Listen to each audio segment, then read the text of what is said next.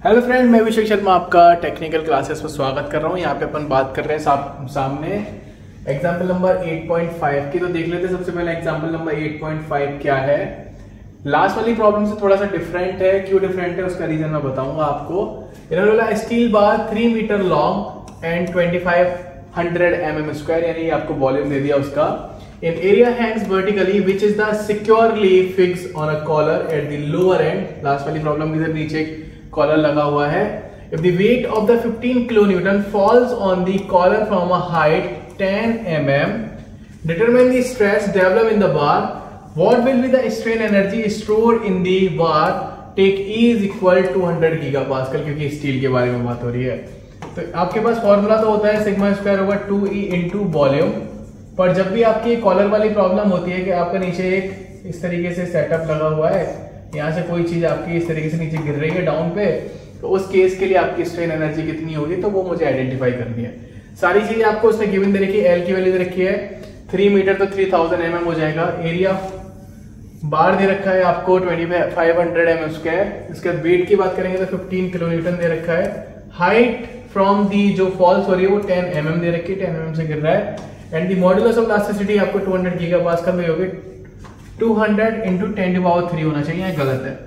तो ये आपका गिवन डेटा है। तो ये सबसे पहले आप देखना क्या लिखा है उसने। Strap develop in the bar के we know that this case is the extension of the bar will be the considered as the compare to the height at from where the weight falls on the collar due to the large value of the weight, जो कि आपका 15 kilonewton है। उस case के अंदर क्या होता है, नीचे आ जाइए, कि आपकी जो हाइट दे रखी है वो बहुत छोटी है और जो आपका वेट है वो बहुत ज्यादा है। तो उस केस के अंदर क्या होता है कि अपन एक डायरेक्ट स्ट्रेस कंसीडर करते हैं। अगर आप इस फॉर्मूले का मल्टीप्लाई इस 1 के अंदर करोगे तो आपको डायरेक्ट दिखेगा कि P ओवर ए तो आपका डायरेक्टली आ रहा है, और ये दूसरा वाला फॉर्मूला जो अपन ने लगाया था 2AEH करके P से P कट जाएगा।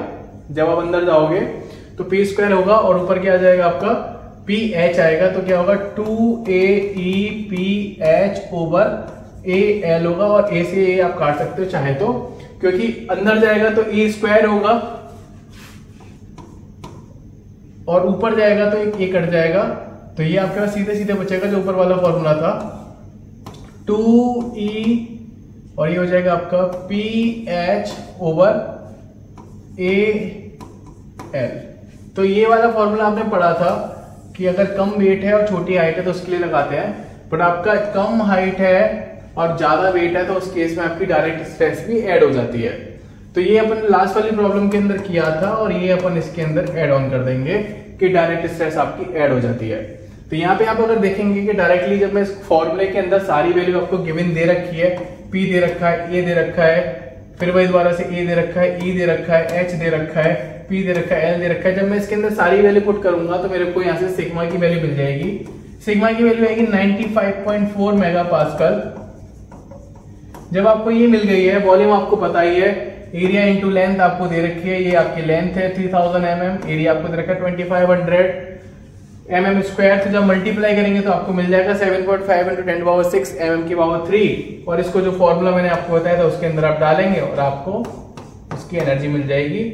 चाहे तो आप जूल की फॉर्म में निकाल सकते हैं, चाहे आप किलो न्यूटन mm की फॉर्म में निकाल सकते हैं। तो आंसर यहाँ पे आ रहा है आपका 170.6 न्यूटन मीटर आंसर। तो बहुत सिंपल प्रॉब्लम है। बस आपको बस ये चीज ध्यान रखना है कि वेट के फॉर्म में आपका हाइट कितनी कंसीडर हो रही है। अगर आपने वो कंसीडर कर लिया तो हो जाएगा। अगर आपको वीडियो अच्छी लगी तो प्लीज लाइक जरूर करना, शेयर जरूर करना। Thank you for watching guys, thank you so much.